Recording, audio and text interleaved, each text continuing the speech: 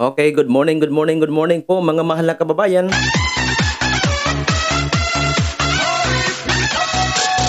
Panibagong update po natin dito sa isang YouTuber, sa isang vlogger na nagsabi na ang Iglesia ni Cristo ay paipal daw mga mahal na kababayan.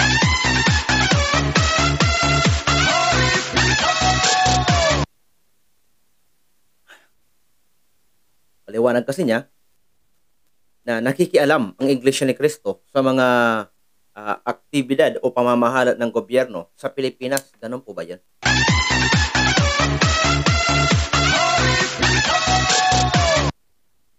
So, itutuloy po natin ang reaction video po sa kanya sa ginawa po niyang pambibirada sa Iglesia ni Cristo.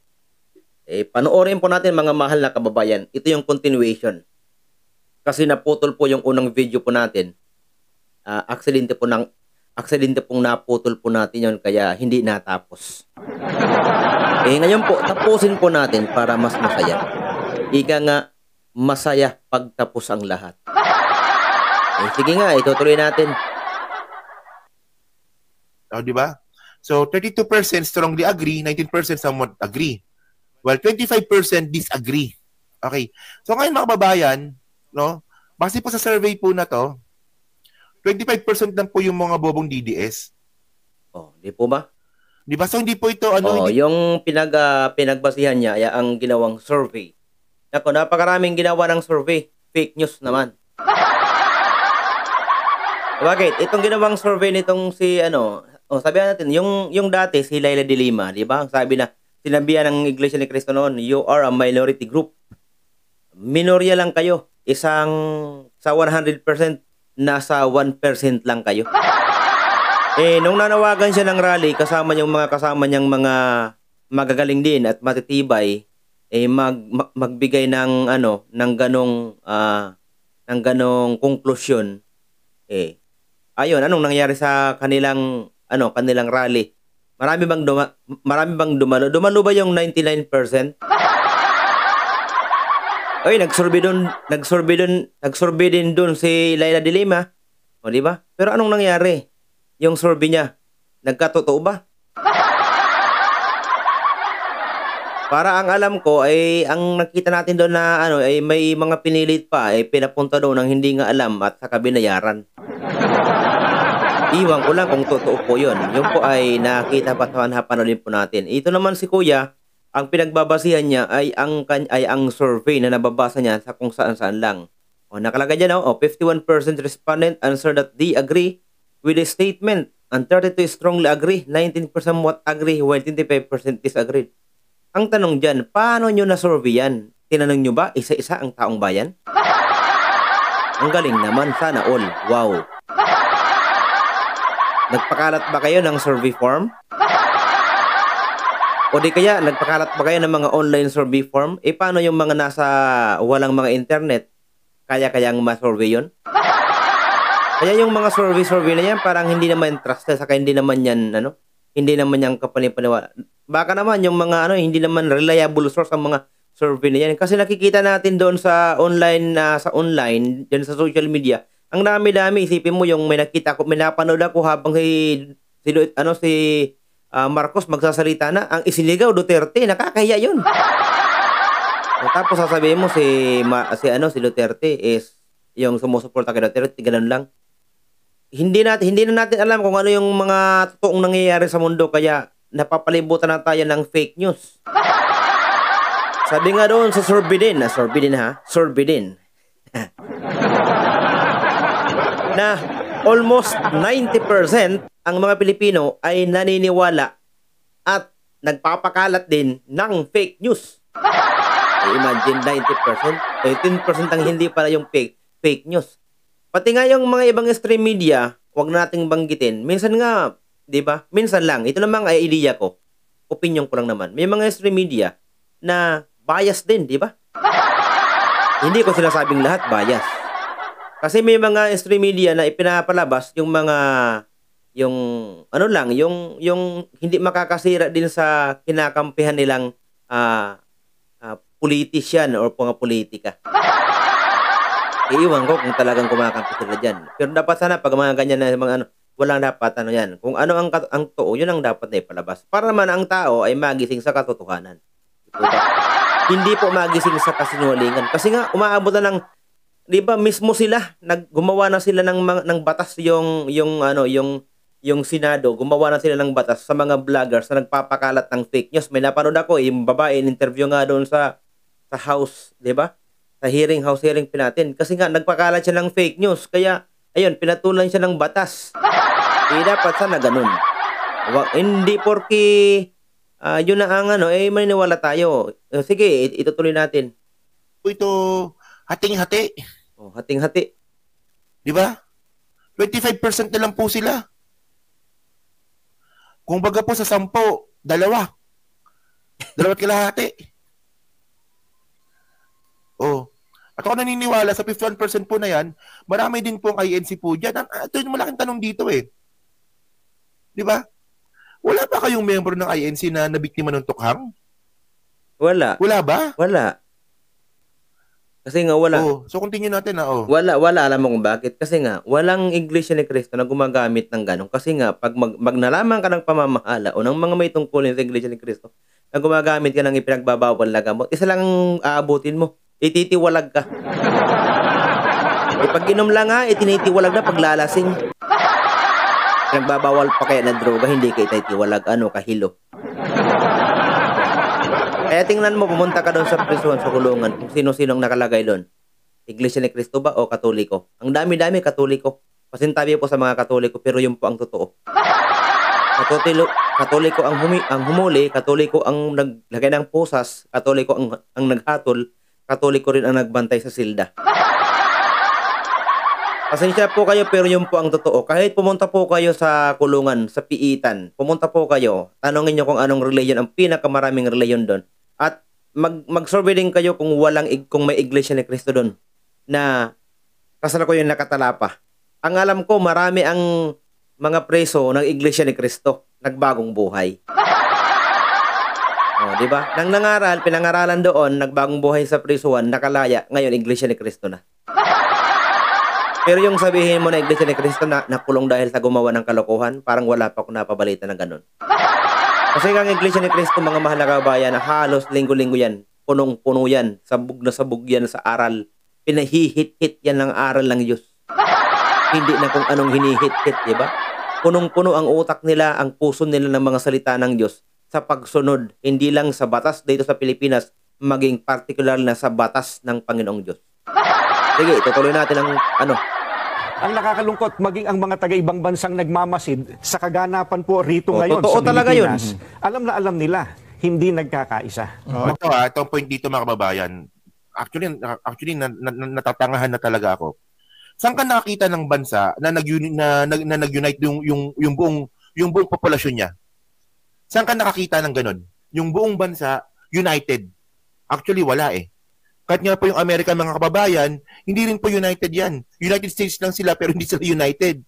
Technically, tandaan nyo, yung California... United States na pero hindi sila united. Tinawag pa yan na united kung hindi united. Ako. Hindi siya na sinawag na United States kung hindi sila nagkakaisa. Kaya nga ipinangalan yung United kasi nga nagkakaisa. Ano ba yan? Hindi kasi nila matanggap na yung relihiyon nila walang kaisahan. Kasi hindi nga practice nyo ang magkaroon kayo ng kaisahan. Kaya hirap na hirap kayo sundin yung utos ng Diyos na magkaisa kayo. Yun lang talaga ang ano nyo. Hindi nyo talaga magawa na magkaisa kayo. Kasi nga isipin natin sa pagbutulo nga di ba? Iba ang ibinubuto ng mama mo, iba ang sa papa mo, iba ang sayo, iba ang sa anak mo, iba ang sa apo mo. So, ibig sabihin, hindi kayo nagkakaisa kasi nga wala kayong kaisahan. Hindi kagaya ng Iglesia ni Cristo na ang Iglesia ni Cristo, simulat sa pool. Ano? Simulat sa pool. Makikita mo ang kaisahan. Kaya tingnan nyo ang resulta dahil sa kaisahan ng Iglesia ni Cristo. O ano bang relihiyon ang nagpapatayo ng libu-libong mga magagandang gusaling sambahan? Kung sinasabi nila, nagpapatay ng mga gandang gusaling sambahan, tapos sasabihin nila minorya. O di ba, minorya lang pero kung nagpapatayo akala mo talo pa yung mga mayorya. Let us face the reality. Ang sinasabi nyong mayorya, hindi kayang gawin ang ginagawa ng sinasabi nyong manorya, minorya. Nako. 'Di ba? Kahit saan ka pumunta, kahit gamitan pa ng satellite, sino ang may pinakamagagandang mga gusaling sambahan? O sabihin natin, bakit hindi nagawa ng ibang relihiyon ang magpatayo ng biggest arena in the whole world, 'di ba? Bakit yung sinasabi nyong minorya, yun pa ang nakapagpagawa? Ano ang sekreto, 'di ba? Bakit ganun? Isa lang ang sekreto ng Iglesia ni Cristo. Sa lahat ng bagay, nagkakaisa.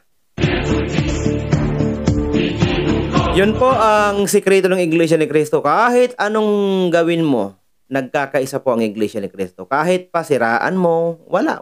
Hindi mo masisira ang kaisahan ng Iglesia ni Cristo. Alam mo kung bakit? Kasi ang kaisahan ng Iglesia ni Cristo, kasama po dyan ang Panginoong Hesukristo at ang Panginoong Diyos. Ganun po ang kaisahan ng Iglesia ni Cristo. Hindi po yan maihahalin tulad sa kaisahan, mga onion or mga organization dito lang sa mundo. Iba po ang kaisahan ng Iglesia ni Cristo. Tandaan nyo po yan.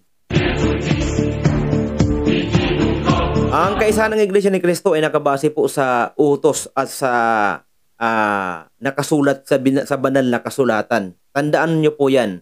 Ang kaisahan ng Iglesia ni Cristo, kasama po na kaisa dyan ang Panginoong Diyos at ang ating Panginoong Hesukristo. Kaya marami ang mga relihiyon, marami ang mga tao nagtataka bakit ganun ang Iglesia ni Cristo. Pag sinabi, agad sumusunod. Bakit? Kasi nga, na-train kami sa pagiging masunurin. Kayo, hindi nyo yan magagawa kahit ano pang gawin nyo. Sige, tutuloy natin. Yung California, may mga tao po doon na gusto pong umalis sa USA. Bakit? Di ba nabalitaan nyo yan, di ba? Hindi ko nabalitaan yan. Merong mga tao po doon na gusto na umalis ang California sa USA. Oh. Kasi nga po, sobrang yaman po ng California. Oh, ito ang tanong diyan. Gustong umalis ng California sa USA. Bakit hindi nagagawa? At bakit hindi yan napabalita? At parang yan ba ay yung pinaka-source mo ng information is reliable ba yan? O baka nanggaling lang yan sa isipan mo? Ano lang naman yun. Dapat may ipapakita ang ebidensya. Every time na magbigay ka ng impormasyon, kailangan may ebidensya. With evidence, physical evidence, for us to believe in you. Di ba? Mahirap kasi na maniwala kami sa sinasabi mo na hanggang ngayon, united pa rin sila eh. Oh. Hindi nga yan na nasulat sa history. Oh, tapos ikaw, gumagawa ka ng sarili mong story. Nako! Okay, sige tuloy. Nakuha niyo yung point? Walang point. So, ngayon, concern kayo, di ba, kung pag-uusapan natin na kung kayo ay concerned, North Korea, yung North Korea nga, akala nyo united? May mga tumatakas nga doon eh. Oh, di ba? So, ang point dito mga kababayan, kung sa tingin ng Iglesia ni Cristo ay masyado silang sensitive sa sinasabi po ng ibang bansa, paano naman to? Tignan nyo to ha, paano naman to? Ay nako, sino ba nangyari sa inyo? Paano naman to? Nangyari ito nung 2017 to nangyari. Ito, saan na ba yun? Ito. Philippine delegation in Geneva to dispel international concern over human rights situation. Nung panahon po ni Digong mga kababayan, concern po ang ibang bansa sa nangyayari pong human rights violation sa Pilipinas. Diba, the Human Rights Review comes amid growing international concern. International concern ito over President Duterte's war on drugs where thousands have died, including those slain in vigilante-style killings. The administration has maintained that less than half of the reported 7,000 death toll were slain in legitimate police operation. Ayusin naman pagbasa. Nakuha niyo yung point ko mga kababayan, bakit masyado ko sensitibo sa sinasabi ng ibang bansa na about sa unity or pag-unite nga po ng populasyon, sila nga rin mismo yung bansa nga nila, hindi rin ito united eh. Wala pong bansa na united po yung buong populasyon nila. O ngayon kung Kaya nga ang gustong gawin ng Iglesia ni Cristo, maging united tayo kasi nga hindi united. Kaya nga nagkakabaha-bahagi. Kaya nga nagbigay na ng pakiusap ang Iglesia ni Cristo na maging united tayo kasi nga hindi united. Isipin mo ang president sa vice president nagkakagatan, o di ba? United ba 'yon? Hindi. Sa palagay mo gagawin kaya ng Iglesia ni Cristo na mag-rally kung mismo kami nagsabi na united ang Pilipinas? Kaya nga nag-rally ang Iglesia ni Cristo dahil karamihan doon hindi united. Diba? President versus Vice President at saka yung mga senators natin at House of Representative. Pati yung Supreme Court. Diba? Naglalaban-laban na sila. Nagkakaroon ng mga investigation dahil sa mga corruptions na ginagawa sa pamahalaan natin. Kaya nga, ang tawag doon, united ba yun? Kaya nga nagpatawag ang pamamahala ng Iglesia ni Cristo para maging united kasi nga hindi united. Ito talaga. Agree naman kami sa statement mo na hindi talaga lahat ng populasyon is united kasi nga nagtawag nga kami ng para maging united. Bakit sinabi ba ng Iglesia ni Cristo na united ang Pilipinas, ang mga Filipino? Talaga namang hindi. Bakit? Kasi nga andyan na yan sa alam na yan namin na nakahula na yan sa Biblia na ang mga tao sa huling araw magiging maibigin sa salapi, kaya tingnan mo ang corruption. Maibigin sa salapi, pagkabahabahagi, kaysa maibigin sa Diyos. Alam na namin yan. Diba? Alam na namin na magiging magulo talaga ang huling araw. Kaya nga tumatayo ng Iglesia ni Cristo dyan kaya sana naman, kasi ang iniisip ng Iglesia ni Cristo, the future generation, na ito ba ang kanilang ang mamumulatan nilang gobyerno, pamahalaan, na ganito pala sa Pilipinas. Tapos, nakakatawa pa sa ibang bansa, mga mahal na kababayan, tayo ang pinanunood, di ba? Nakakatawa, akala nyo hindi malaking insulto yan sa atin. Nako. Sige, tuloy natin. Ikaw talaga. Actually lang pala pag-uusapan ninyo, bakit kayo tahimik nung yung international community po, kinakastigo yung war on drugs ni Digong? Di ba nga pala, no? Sa USA, merong Republican tsaka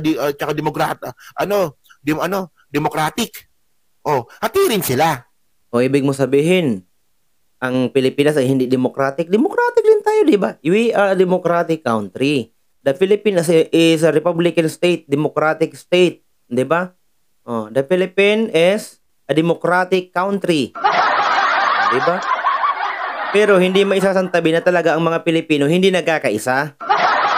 Kasi kung nagkakaisa pa yan, wala na sanang mangyayaring butuhan. Wala na sanang mangyayaring pamumulitika. Kung nagkakaisa. Diba? Kung nagkakaisa, wala na sanang butuhan na mangyari. Bakit?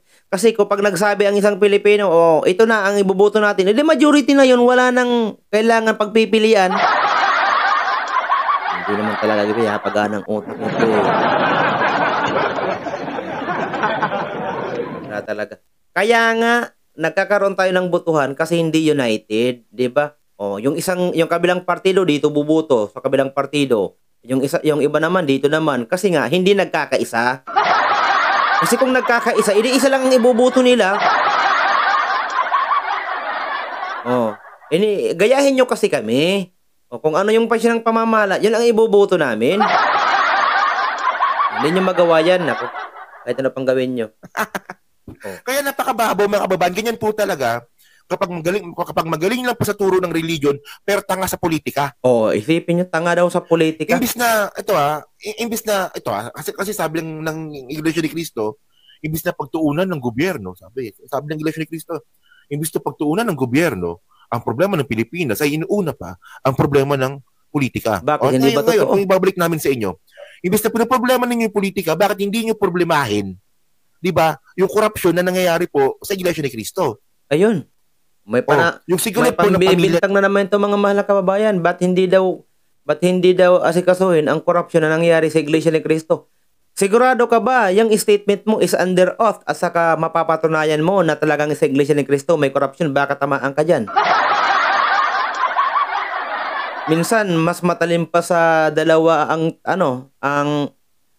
mas matalim pa, mas matalas pa ang dila kaysa patalim. At pwedeng gamitin yan sa'yo, laban sa'yo, mga mahal na kababayan. Ikaw, brother, pwedeng gamitin yan sa'yo ng Iglesia ni Cristo. At pag hindi mo yan napatunayan, anong magagawa mo? Nganga ka. Sasabihin mo na, patunayan mo nga na may korupsyon sa Iglesia ni Cristo?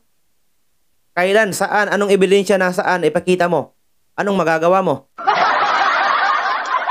Kung may korupsyon sa Iglesia ni Cristo, hindi yan makapagpapatay ng mga magagandang gusaling sambahan. Halos buwan-buwan, linggo-linggo, nagpapatayo ang Iglesia ni Cristo ng mga bahay sambahan. Ang tunay na may korupsyon, kayo. Bakit? Sa dami-dami ba naman ninyo? Nakapagpapatayo ba kayo ng mga katulang ipinapatay ng Iglesia ni Cristo? Saan na pupunta ang abuloy nyo? O diba, saan na pupunta? Kung makapagsalita ka, akala mo alam na alam mo ang Iglesia ni Cristo. Wala kang alam. Sa totoo lang, walang alam ang taong ito kasi kung magbitaw, akala niya napakagaling niya na. Hindi nga niya alam kung ano ang nangyayari sa Iglesia ni Cristo tapos sasabihin mo may corruption. Pag mapatunayan may corruption ang Iglesia ni Cristo, aalis ako sa Iglesia ni Cristo kung mapatunayan mo. Pero kung hindi, ikaw ang mag-Iglesia ni Cristo. Mas maganda pa magbalik loob ka sa Diyos. Kaysa manira ka, kaysa gawin mong lahat ng pambibintang, wala ka namang basihan. Show your evidence, physical evidence, documents, ipakita mo na may corruption ng Iglesia ni Cristo at baka maniwala pa ako sa iyo. Pero kung wala kang maipakita, galing lang sa utak mo na walang kundi ang manira, iwan ko lang kung may maniniwala sa iyo. Wala pala ito eh. Ninyo. Ayun ba, naayos na ba yun? Di ba meron kayo pinakulong? Si Angel? Ayun ba, naayos na ba yun? Bakit hindi nyo muna ayusin yung mga miyang... Diba? Naayos na nga eh. Naipakulong na nga eh. Kaya nga nagbibintang yun eh. Walang katotohanan yun. Kaya siya ay tiniwalag dahil bakit? May paglabag siya sa utos ng Diyos na yung ikinakalat niya nagkakaroon ng pagkakabahagi. Yun, doon siya natiwalag, hindi sa sinasabi mong korupsyon. Wala talaga. Ang ginawa kasi ng kapatid na yon, di ba? Ang ginawa ng kapatid na yon, gumagawa siya ng katitisuran, gumagawa ng pagkakabahagi sa Iglesia ni Cristo. Na yung pagkakabahagi, aral ng dyablo yan. Na hindi dapat masumpungan sa Iglesia ni Cristo. Ginawa niya yun eh. Bakit? Kung itiniwalag siya, ano na ngayon? Hindi na siya Iglesia ni Cristo. Buti nga. Di ba? Buti nga. Tingnan nyo, akala nyo, maapektuhan ang Iglesia ni Cristo dahil sa ganun lang? Hindi na po mawawala ang Iglesia ni Cristo. Tandaan nyo, darating ang panahon, kasi araw-araw dumadagdag maraming mga Katoliko, maraming mga iba't ibang relihiyon, pati mga kaparian, mga madre, umaanib na sa Iglesia ni Cristo, nagigising na. Baka darating ang panahon, yung sinasabi nyong mayorya, manorya, baka nga magiging mayorya. Kasi naiintindihan nila yung tunay na aral, hindi sa kung anong bagay. Sige, ito. Tuloy natin ang panonood. Ng Iglesia ni Cristo na umaalis na sa religion ninyo.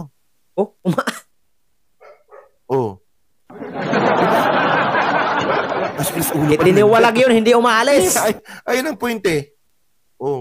Ituloy nga natin to. Wala pala ito eh. Umaalis daw. Tiniwalag yun. Nawala tuloy ako. Di ba? Nawawala ka na sa sarili mo. Totoo. Po ang iglesia noong we come to rito ngayon sa Pilipinas, alam na alam nila, hindi nagkakaisa. Totoo naman. Tungkol po sa dating Pangulong Rodrigo Duterte. Ayan po, we come to the crux of the matter. Yes po. Para po sa mga kababayan po natin, ang posisyon po ng Iglesia ni Cristo ay ito. Kung ano ang tama at kung ano ang nasa mga batas natin, yun sana ang dapat pairalin. Huwag po itong pilipitin para umayon sa nais ng sinuman. Ayan na. So sabi ngayon ng Iglesia ni Cristo na naman, kung ano daw po nakasulat sa batas, ayun daw po ang sundin. Bakit? Hindi ba tama? Na kung ano nakasulat sa batas, yun ang dapat sundin. Ikaw pala ang di ba? Kung ano talagang nakasulat sa batas, kasi nga, batas na yan, dapat dapat sundin. Ang lumalabas tuloy, ikaw ang ayaw sundin ang batas. Bupols pala ito eh. So, ano ba yung batas na sinusunod ninyo? Wala actually ito ha. Palagi ko na nako-content ito eh. Palagi ko na nababanggit ito eh. Ito ha. Sige. Oh. Pangilan ko na to, pang-sampu ko na atang binanggit ito eh. Oh. Okay Republic Act number 9851. Oh. Ito ba, binasa nyo ba to? Natural. INC. O sabi dito, jurisdiction. O jurisdiction. Sige, go. The state shall exercise jurisdiction over persons, whether military or civilian. So, si Duterte po civilian, so pasok po siya. Suspected or accused. Suspected or accused. Si Duterte ba, suspected or accused? Suspected. So, pasok pa rin po siya. Accused pa nga eh. Of a crime defined and penalized in this act, regardless of where the crime is committed. So, nangyari po ang Pilipinas. Krimen sa Pilipinas. Tama. Provided any one of the following condition is met. O yan na. Di ba? So, pasok si Digong dito. Pasok nga. Pasok siya dito. So, the accused is a Filipino citizen. Si Duterte ba, Pilipino? Pilipino. The accused, regardless of citizenship or resident, is present in the Philippines. So, si Duterte ba ay present sa Pilipinas? Oo nga. Present sa Pilipinas. INC, dapat alam nyo to. Alam na yan. The accused has committed the said crime against a Filipino citizen. Kung ang accused ba ay nag-commit ng krimen na crimes against humanity. Pasok ba si Digong? Pasok si Digong dito. Ito Iglesia ni Cristo, ito po sinasabing sumunod sa batas. Ito po, sumunod sila sa batas dito. Kasi mayroong batas. So dito sa una, pasok pa si Digong, pasok si Digong. Sabihin nyo hindi. Naku, Diyos ko naman. So sabi pa dito, continue natin, sabi pa dito. Okay. In the interest of justice, the relevant Philippine authorities may dispense with investigation or prosecution of a crime punishable under this act if another court or international tribunal is already conducting the investigation or undertaking the prosecution of such time. Di ba? So, pasok si Digong. So, ano yung International Tribunal? ICC. Okay. Di ba? Dito magbigay tayo ng reaction. Wala tayong laban sa batas na yan. Kasi napakaliwanag ng sabi ng Iglesia ni Cristo. Kung ano ang nakasulat, yon ang susundin. Tama, mali? Tama na naman. Ang pinupunto doon ng Zabala ay yung proseso. Na before sana dinala doon sa sinasabi mo na international court, sana man lang nalitis dito sa judicial system ng Pilipinas. Kasi nga, hindi pa nga dito nalitis, wala pa nga na-file na kaso against Duterte. Diba? Hindi pa nga proven guilty. O diba? Hindi pa siya nalitis dito sa Pilipinas. O diba? Dapat nga dito muna. O diba? At alam mo ba na ang Pilipinas ay hindi na member ng ICC? So talaga. Yun ang ibig ipabatid ng Zabala. Na sana before i-surrender doon sa international court, sana man lang nalitis dito sa Pilipinas. At kung hindi na talaga kaya dito, that's the time.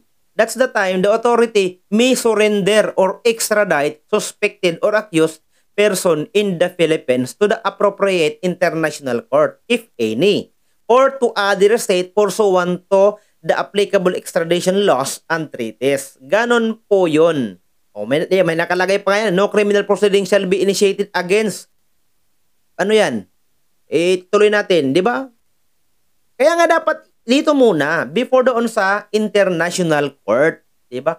Yun ang hindi nagawa.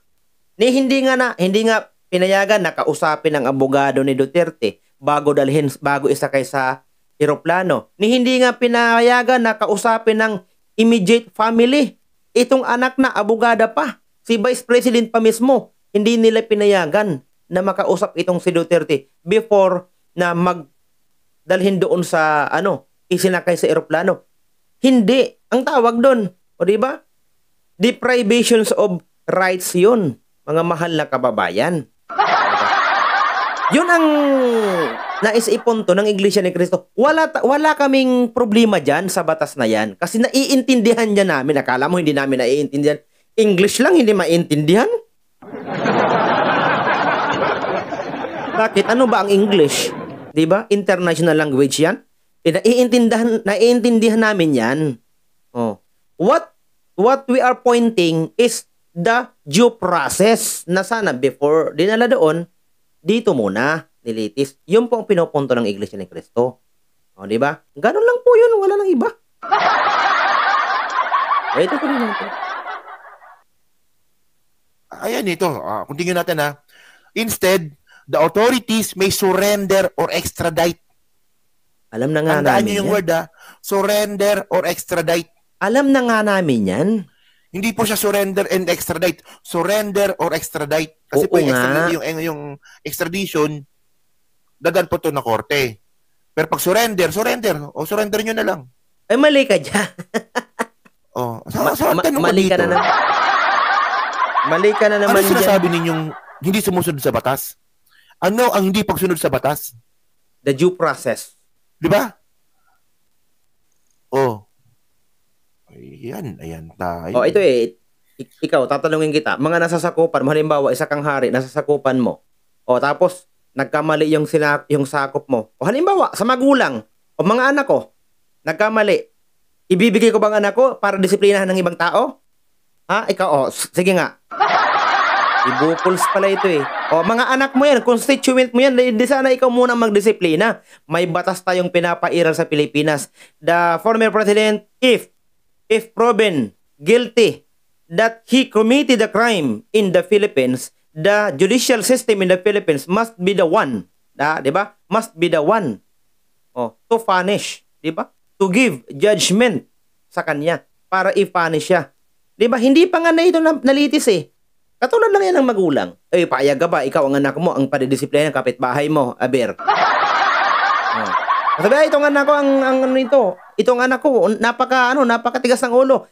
Paluin mo nga yan, disiplinahin mo nga yan. Payag ka ba? Iba ka nga, makita mo yung anak mo, pinapalo ng aber, baka nga, kumampi ka pa, baka nga, tinadya ka, sinuntok mo pa yung nananakit sa anak mo. Ganon ang ibig sabihin ng due process.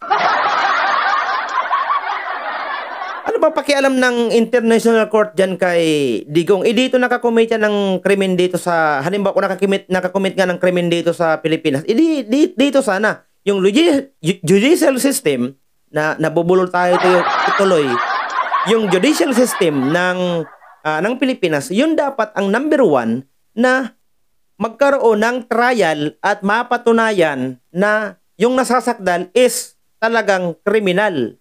O, di ba? Pag napatunayan na dito, ano ang purpose ng judicial system? O, di ba? Hatulan ang nagkasala. May batas tayo di ba? May batas ang Pilipinas. Kailangan pa bang pumunta sa ibang bansa para mahatulan ang isang Pilipino? At hindi lang karaniwang Pilipino ang pinag-uusapan dito. Former President of the Philippines. Okay, tingnan yung nagkagulo. Marami kasing mga Pilipino ang gusto rin sa pamamalakad ni Duterte. Kasi nga, nabawasan itong mga adik. Nahintakutan sila nang si Duterte na ang naging Pangulo. Bakit? Hindi natigil yung marami. Sabihin natin, hindi naman naubos, hindi naman talaga natigil. Pero marami, na-minimize yun, di ba? Na-minimize yung mga pagkalat ng ipinagbabawal na gamot. Kasi nga, natakot sila. Ay, ikaw ba naman? Sabi daw, matokhang ka. Di talaga, kawawa ka. Kung ikaw adik, matakot ka na talaga. Kasi nga mismo, ang President Rodrigo Roa Duterte, lantaran niyang sinabi, I hate drugs. Di ba? Napakaliwanag doon mga kababayan. Ikaw, anak mo kaya, gahasain ng drug addict, anong gagawin mo? Ikaw mismo anak mo, subukan mo nga. Ipaghahasa mo yung anak mo sa drug addict. Pag naging biktima yan ng drug addict, anong sasabihin mo? Tama si Duterte. Baka sabihin mo, dapat nga talaga ipatupad yung death penalty sa mga rapist niya ng mga addict na yan. dapat ibalik ang bitay.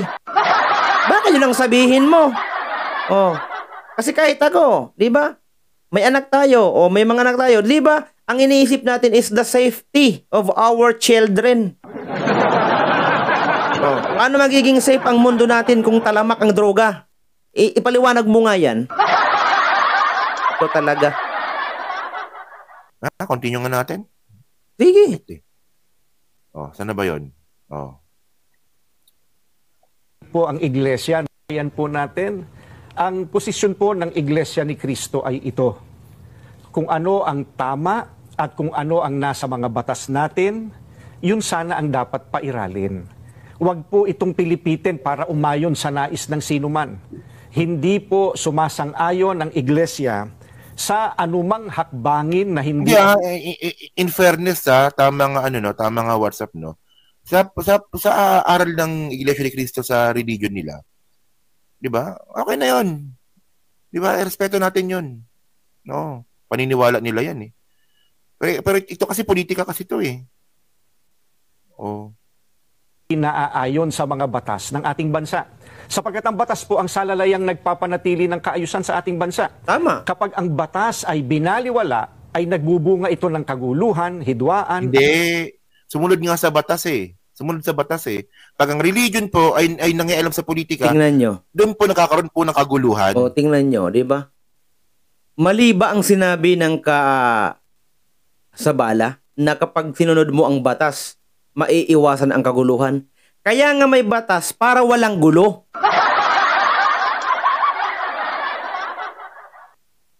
Pinipilipit mo. Sinasabi mo na kapag nakialam ang iglesia, kapag nakialam ang reliyon sa pamamalakad, nagkakagulo. Bungog.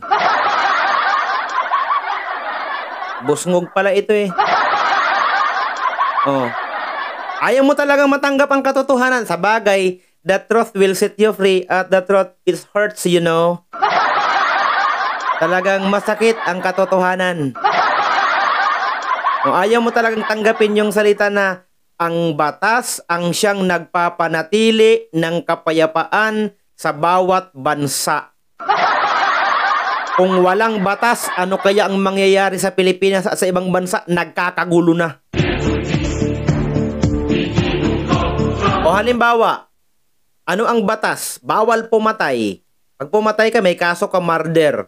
Kung walang batas na yan, baka nga marami na ang nagpapatayan sa Pilipinas. Walang mali sa sinabi ng Abuel Sabala. Diba? Sinabi niya na ang batas ay nagpapanatili ng kapayapaan. Agree ba kayo o disagree? Ako ay strongly, very strongly agree. Dahil ako dati din akong pulis at alam ko rin ang batas. Oh. Isasabihin na, tapos sasabihin mo, mali. Dahil nakikialam ang Iglesia ni Cristo kaya nagkakagulo. Ganun ba? Hindi pa nakikialam, nagkakagulo na sila. O, di ba? Hindi pa doon nananawagan ng peace rally ang Iglesia ni Cristo. Anong nangyari sa Pilipinas? Nagkakagulo na. Nagbabangayan na ang Vice Presidente at ang President, ang Pangulo at ang pangalawang Pangulo, maging sa Senado, nagbabangayan na sila dyan. Oh, kaya nga tumayo ang Iglesia ni Cristo para sawayin sila. Sabihan sila na, wag na kayong mag-away. Stop that. O diba? Do your functions for the will of the humanity, for the will of the Filipinos, for the will of the future generations, para sa ikabubuti ng lahat. Wag na yung pangsariling interes. May mali ba doon? O sige mga mahal na kababayan, siguro shoutout na lang po dyan sa lahat ng kapatid sa Iglesia ni Cristo. Shoutout po sa inyong lahat.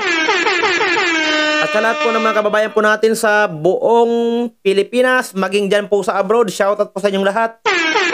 Maraming salamat po sa patuloy na pagsuporta po sa channel po natin at sa lahat po ng mga inabot po ng video po natin na hindi ko pa po kasama sa aking mamunting channel. Abay, don't forget po to click the subscribe button at the bell button at paki-bell all nyo na lang po para sa susunod na updates po natin ay andyan pa rin po kayo. Kasama pa rin po namin kayo sa mga ganito pong mga balitaan at mga updates po na nangyayari po sa Pilipinas. Ayaw ata ng mga kababayan natin na ang iba ay ayaw ng katotohanan. Nako. Ito, galit na galit sa Iglesia ni Cristo dahil nakikialam daw. Hindi naman kami nakikialam. We are just expressing our rights. We are all Filipinos. We have the rights. We have the right to express our thoughts, our feelings. Diba? Redress ang grievances. Andyan yan sa batas at walang nalalabag dyan.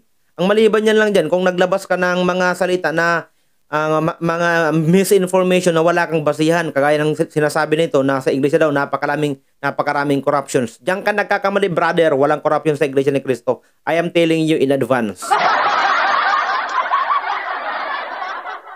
Ako may tungkulin ako sa Iglesia ni Cristo kaya alam na alam ko yan. Mahirap sabihin ang salitang may corruption sa Iglesia. Makikita nyo naman yan eh. Nakikita nyo naman kung gaano katindi ang pag ang Iglesia ni Cristo nagpagawa ng edifisyo, mga gusaling sambahan, makikita niyo naman siguro kung gaano kagaganda. Ay yung Philippine Arena in just how many years? 3 years, 2 years? O di ba nagawa, natapos ang Iglesia ni Cristo. Ay yung biggest arena, may corruption ba doon, mga mahal na kababayan? Hindi mo makikita yan. Hindi lang yun ang pinapatayo, ang dami-dami pang ipinapatayo ng Iglesia ni Cristo. Tapos sasabihin nyo may corruption. Nasaan? At ito pa ang tanong ko sa iyo, brother. Kung may corruption man sa Iglesia ni Cristo, bakit galit na galit ka? Ang tanong, pera mo ba ang nakukuha nila?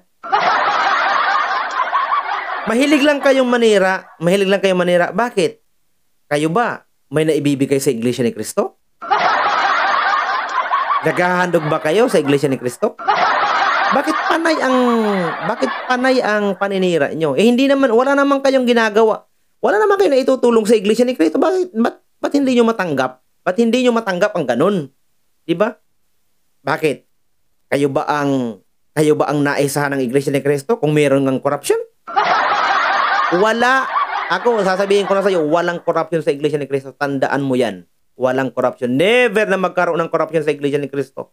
Kahit isang kusing, nako, pagdating sa auditing, iwan ko lang kung kaya nyong gayahin ang Iglesia ni Cristo. Kaya nga maraming mga humahanga sa Iglesia ni Cristo eh. Di ba? Basahin mo yung yung international news, di ba? Nagtaka nga sila. Parang isa raw na phenomenon. It's like a phenomenon ang pagsabog ng Iglesia ni Cristo. From the Philippines going abroad hanggang dumami, hanggang sumambulat sa iba't ibang panig ng daigdig. Dumami ang mga manggagawa, dumami ang mga kaanib, iba't ibang lahi ang ng Iglesia ni Cristo at naglilingap halos linggo-linggo nililingap ang isipin mo Pilipinas, isang relihiyon lang ang nililingap. Africa naglilingap pa sa United States. O sabi mo, mayaman yan eh. O. Bakit naglilingap doon ang Iglesia ni Cristo? Kung hindi hawak ng Diyos yan, hindi po magtatagumpay ang Iglesia ni Cristo. Tandaan nyo po yan. Sabi nga sa Biblia sa bagay, natural naman ang pag-uusig. Kasi nga sabi nga ni Cristo, ako nga na Panginoon, pinag-usig, sinaktan, pinatay. Kayo pa kaya ng mga alipin? Talagang makakaranas kayo ng matitinding pagsubok. Kasi nga, nasa sanlibutan pa tayo. Tayo ng mga Iglesia ni Cristo, hindi naman tayo taga-sanlibutan eh. Kami, sumasampalataya kami, hindi kami taga-sanlibutan. Iba ang bayan namin, yun ang bayang banal na sinasampalatayanan po namin. Nakikilakbay lang tayo sa mundo, mga mahal na kababayan. Ika nga, the life is too short, tandaan nyo yan. At, mga mahal na kababayan, wala pong magandang buhay dito sa mundo. Lahat, ang buhay dito sa mundo, lahat puro pagsubok, puro sakit. Tandaan nyo po yan. Kaya nga yung sinasabi niya na may corruption ng Iglesia ni Cristo, hindi totoo yan. That's not true. Even a iota of corruption, walang bahid ng corruption ang Iglesia ni Cristo. Wala po. Bahala na po kayo. Sa mga mahal na kapatid, shoutout po sa inyong lahat. Mag-ingat kayo, tuloy tayo sa pagsamba, tuloy tayo sa pagsunod, huwag tayong papa-apekto sa mga fake news. Marami kasi ang kumakalat ngayon ng mga pakana ng diablo na gustong sirain ang Iglesia ni Cristo. O, di ba? Sa mukha pa lang, di ba? Sana naman, huwag kang maging kasangkapan ni Satanas para sirain ang Iglesia ni Cristo. At yung mga binibitawan nating mga pambibintang sa Iglesia ni Cristo, you must be very, very careful, brother. Kasi nga, pag napatunayan at pag sinabi mo yan at tinanong ka ng harapan sa korte, pag umabot man sa korte, what will you do? What will you say? Baka what will you show? Baka wala kang maipakita. What will happen to your life? 'Di ba? Magiging malaking problema yan at dagok sa buhay mo. Ang gawin mo na lang, magpasalamat ka lang sa Diyos at saka magsuri ka sa Iglesia ni Cristo para mas maganda. Baka matawag ka pa sa Iglesia ni Cristo, baka pa nga magmanggagawa ka eh. Baka isa ka pang maging tagapagtanggol ng Iglesia ni Cristo kagaya ko. Kasi dati na ako manguusig kagaya mo, mas malala ako umusig noon. Pero ngayon tingnan nyo ako kung ipinagtatanggol ko ang Iglesia ni Cristo. Bakit? Dahil nalaman ko ang katotohanan at hindi ang kamalian. Hanggang dyan na lang po na mga mahal kababayan. Good day po sa inyong lahat at mag-iingat po kayo, laging manalangin at laging tandaan na ang buhay po ay maikli lamang at laging pahalagahan ang paglilingkod sa ating Panginoong Diyos. God bless po sa ating lahat mga mahal na kababayan.